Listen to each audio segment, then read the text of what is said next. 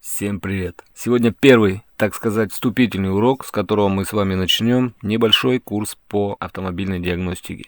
Что нужно для того, чтобы заниматься диагностикой? Начнем с того, что кроме желания заниматься диагностикой, вам нужно иметь способность к самообучению. Здесь нужно не просто много читать, но и заниматься самообразованием, потому что все те знания, которые вы получите, даже если заплатите за какие-то курсы по диагностике, это буквально основы. Только основы для того, чтобы начать работать диагностом.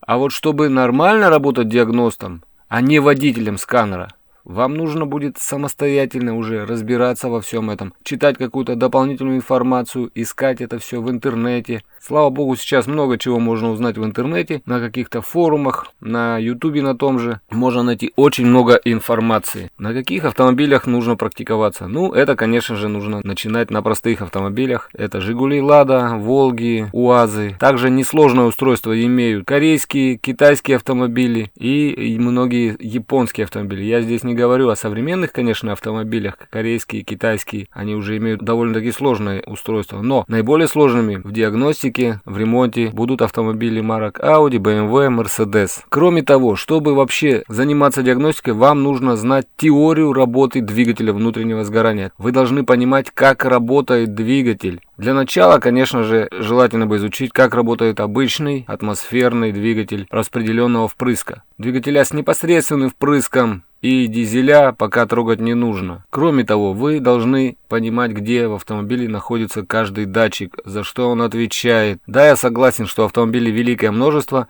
Ты не сможешь сразу знать, в каком автомобиле и где находится какой-то там датчик. Но знать примерное расположение, допустим, если у вас на головке блока цилиндров стоит какой-то сбоку датчик, то можно всегда предположить, что это датчик положения распредвала. Датчик положения коленвала также вы всегда должны понимать, где он находится. Даже тот же диагностический разъем. Кроме того, я вам точно скажу, что вы должны уметь читать электрические схемы. Если ты не умеешь читать электрических схем, то диагностика не имеет никакого смысла. Вы просто становитесь водителем сканера, который подключает сканер. Если нет ошибок, то ты говоришь ему: извини, ошибок нет, и берешь за это деньги. Человек уезжает расстроенный, потому что машину-то ты так ему и не отремонтировал. Также есть еще один навык, который обязательно должен быть у вас, это умение хоть как-то искать информацию в интернете. Кто-то, может быть, удивится, но я очень много знаю людей, которые вообще дуб-дубом просто: что такое Google, что такое Яндекс, я не знаю. А как там что-то мне найти? Не все так просто, нужно правильно сформулировать запрос в том же Яндексе, чтобы он вам дал правильный подходящий ответ. Возможно, это у вас получится не с первого раза, но рано или поздно вы поймете, как правильно формулировать запросы, чтобы найти именно ту информацию, которая вам нужна. Также есть множество справочной литературы, которую бы тоже надо изучать по мере необходимости. Разные диагностические приборы, там дилерские сканеры, мультимарочные сканеры, китайские сканеры. Какой-то сканер подключается к одному автомобилю, какой-то сканер к другому автомобилю.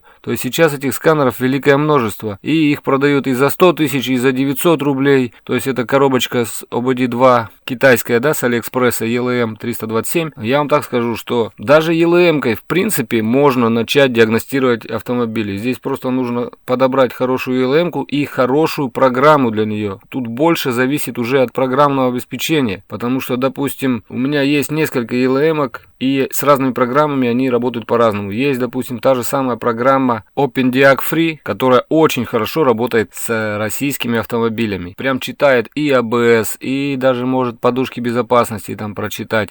Стирает ошибки, удаляет ошибки. Есть возможность управления исполнительными механизмами, что крайне важно, чтобы проверить, например, тот же бензонасос. Его можно включить со сканера. Также обязательно вы должны уметь пользоваться следующим оборудованием. Это компрессометр, газоанализатор, мотор-тестер или осциллограф, мультиметр. Ну, газоанализатор сейчас не так актуален, потому что на всех автомобилях стоит катализатор или даже несколько. Катализатор дожигает выхлопные газы, и поэтому газы, которые выходят, практически ничего не скажут вам о работе мотора. Кроме этого, каждый диагност обязательно должен знать или изучать постепенно в ходе работы своей систему впрыска двигателя, потому что мотор нужно хорошо знать изнутри, как вообще работает вся система двигателя, как работает система впрыска, как работает система зажигания, когда и зачем открываются клапана. Все это нужно знать, чтобы правильно диагностировать автомобиль. Это лишь небольшой список и информация для вас к размышлению. Если вы готовы обучаться диагностике, то добро пожаловать, мы с вами продолжим.